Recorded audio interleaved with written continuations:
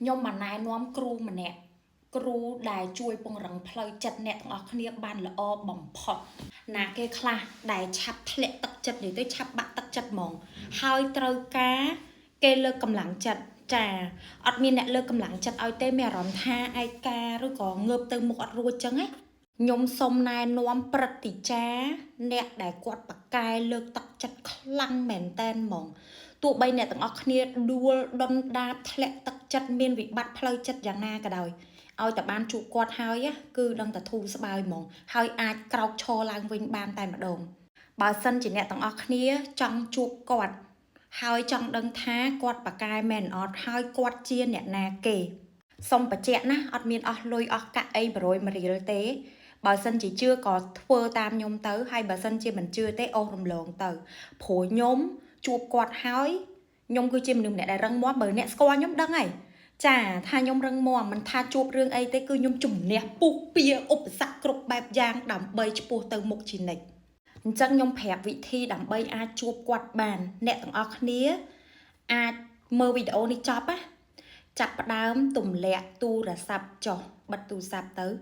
ចាតែមិនបិទម៉ាស៊ីនទេណាគ្រាន់បិទទូរស័ព្ទឲ្យតម្លាក់ទូរស័ព្ទចុះបន្ទាប់មកដើរទៅក្នុងបន្ទប់ទឹកឬក៏ក្នុងបន្ទប់ឬក៏ក្នុងផ្ទះអ្នកទាំងអស់គ្នាកន្លែងណាក៏បានដែរដែលមានកញ្ចក់ហើយឆ្លោះមើលទៅម្នាក់នឹងហើយគឺជាព្រឹទ្ធាចារ្យឬក៏ជាគ្រូពង្រឹងកម្លាំងចិត្តដែលខ្លាំងបំផុតសម្រាប់យើងនិយាយមែនអ្នកដតី100នាក់មិនថាមិត្តភ័ក្តិបងប្អូនឪពុកម្ដាយឬក៏ប្តីយើងទេលើកទឹកចិត្តយើង100ដងណា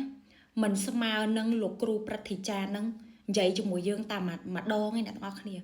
ចាកំពុងដេកធ្លាក់ទឹកចិត្តចឹងឯងទៅជួបគ្រូព្រឹទ្ធាចារ្យហ្នឹងហើយយើងសួរថាបើធ្លាក់ទឹកចិត្តចឹងយើងបានលុយណាគត់គង់ជីវភាពគ្រួសារចិញ្ចឹមកូនបងសាលាកូនរៀនជួបបញ្ហាអីពិបាកចិត្តរឿងអីសួរគាត់ទៅហើយគាត់លាក់ការសម្ងាត់បានល្អណាស់រឿងរបស់យើងអត់ខ្យល់ខ្ចាយទៅណាទេហើយអាវិបត្តិផ្លូវចិត្តទុកសោករូបរត់យើងតាំងប្រមាណណាឲ្យតែបានសួរគាត់ហើយគឺមានពន្លឺចេញភ្លឺស្វាងបងនិយាយថាបើពងយំវិញណាជួបគាត់ហើយជូតទឹកភ្នែកហើយងើបឡើងក្រេះមកនិយាយទៅជួបគាត់ដូចថ្នាំតឹបចឹងចាមានការកើតទុកអីមានរឿងអីទៅសួរគាត់ទៅធ្វើឲ្យទទួលបានលទ្ធផលឬក៏អ្នកដែលធ្លាប់ធ្វើឲ្យទទួលបានលទ្ធផលណា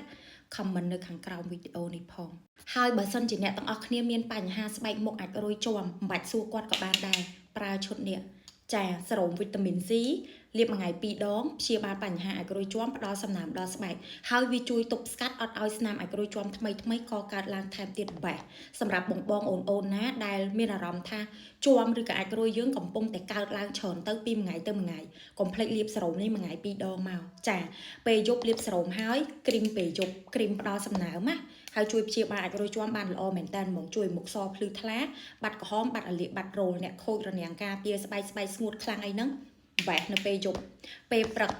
សេរ៉ូមហើយជាមួយនឹងគ្រីមពេលព្រឹកហើយថែមលេការពារកម្ដៅថ្ងៃពីលើផងព្រោះគ្រីមពេលព្រឹកនេះមិនមែនលេការពារកម្ដៅថ្ងៃទេលេព្យាបាលជាំអាចរុយប្រើទៅបានផលលឿនបាត់លឿនណាស់